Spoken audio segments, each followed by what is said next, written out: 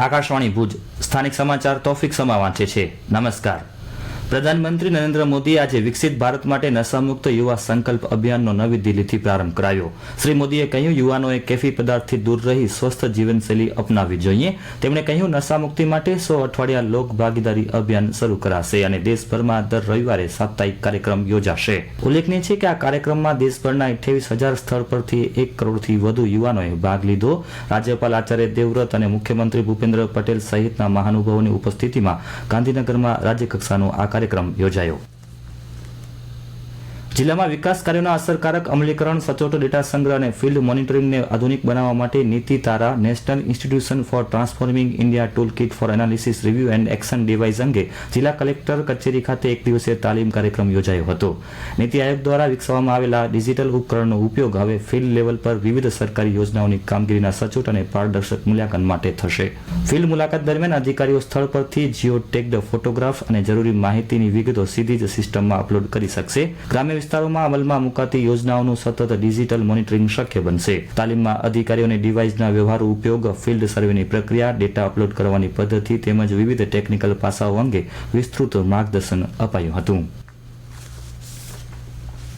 ગુજરાત વહીવટી સુધારણા પંચના ચોથા અહેવાલની ભલામણોને આધારે રાજ્ય સરકારે તાલુકા આયોજન સમિતિ અને એટીવીટી તાલુકા કાર્યવાહક આયોજન સમિતિઓને મર્જ કરીને 18 સભ્યો ધરાવતી યુનિફાઈડ તાલુકા પ્લાનિંગ કમિટીની રચના કરી છે, જેમાં જે તે તાલુકા પંચાયતના પ્રમુખ અધ્યક્ષ રહેશે, જ્યારે પ્રાંત અધિકારી સહ અધ્યક્ષ અને તાલુકા વિકાસ અધિકારી સભ્ય સચિવ તરીકેની જવાબદારી સંભાળશે। આ કમિટીમાં સ્થાનિક સાંસદ, ધારાસભ્ય અને જિલ્લા પંચાયતના સભ્યો ઉપરાંત વિવિધ સરકારી વિભાગોના અધિકારીઓને પણ સામેલ કરાયા છે। યુટીપીસીની રચના થવાથી વિવિધ સમિતિઓના સર્વસંમતિમાં જતો સમય બચશે, તાલુકા કક્ષાએ વિકાસ આયોજન વધુ ઝડપી બનશે અને કલ્યાણકારી યોજનાઓનો લાભ વધુ ઝડપથી પહોંચી શકશે।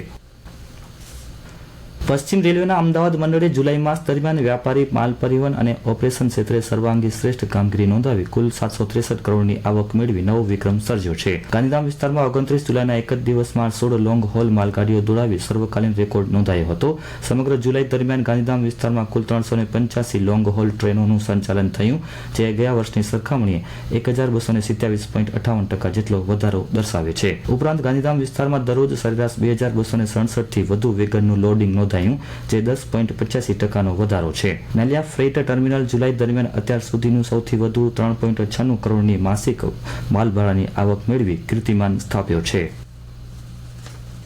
રાજ્યના કેટલાક જિલ્લામાં વરસાદે ફરી એકવાર વિરામ લીધો છે। દરમિયાન હવામાન વિભાગ દ્વારા આજે કચ્છ, વાવ, થરાદ, બનાસકાંઠા, પાટણ, મહેસાણા, મોરબી, સુરેન્દ્રનગર, મહેસાણા અને સાબરકાંઠામાં ભારે વરસાદની આગાહી કરવામાં આવી। માછીમારોને પણ આજે દરિયો ન ખેડવાની સૂચના અપાઈ છે। દરમિયાન આજે જિલ્લામાં સવારે 6 વાગ્યાથી સાંજે 6 વાગ્યા સુધી જિલ્લા કંટ્રોલ રૂમ પાસેથી મળેલી માહિતી મુજબ મુન્દ્રામાં સૌથી વધુ 27 મિલીમીટર, અંજારમાં 4, માંડવીમાં 3, અબડાસા અને લખપતમાં 2 મિલીમીટર વરસાદ નોંધાયો છે। અબડાસા તાલુકાના રહેવાસીઓને પોલીસ વિભાગની લગતી કામગીરી માટે ભુજ સુધી ના આવવું પડે એ માટે રાજ્ય પોલીસ દ્વારા નલિયા ડિવિઝન એસડીપીઓ કચેરી કાર્યરત કરાઈ છે।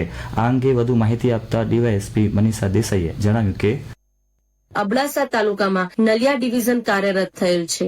અબડાસા તાલુકાના 5 પોલીસ સ્ટેશન નલિયા, કોઠારા, વાયોર, જખો તથા જખો મરીન આ 5 પોલીસ સ્ટેશન વિસ્તારના સુપરવિઝન ઓફિસર એસડીપીઓ નલિયા તરીકે હાલમાં હું કાર્યરત છું। અબડાસા તાલુકાના તમામ નાગરિકોને નમ્ર અપીલ છે કે પોલીસને લગતી કોઈ પણ બાબત, કોઈ પણ ઇમરજન્સી મદદની જરૂર હોય તો તેઓ સીધો અમારી કચેરીનો સંપર્ક કરી શકે છે।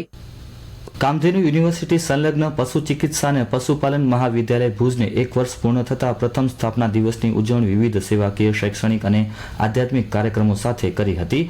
ગૌપૂજન, પશુપાલન શિબિર, પશુ આરોગ્ય કેમ્પ, વિદ્યાર્થીઓ માટે કારકિર્દી માર્ગદર્શન, શ્રેષ્ઠ વિભાગ સ્પર્ધા, વૃક્ષારોપણ અને યજ્ઞ સહિતના કાર્યક્રમો યોજાયા હતા। કાર્યક્રમના અંતે પશુપાલકોને નિઃશુલ્ક મિનરલ મિક્સરનું વિતરણ કરાયું હતું। વિરંડેરિયા ખાતે પશુ સારવાર સંકુલ દ્વારા યોજાયેલા પશુ આરોગ્ય કેમ્પમાં ડોક્ટર કે હળિયા અને તેમની ટીમે 108 પશુઓની વિવિધ રોગો માટે તપાસ, નિદાન અને સારવાર કરી હતી।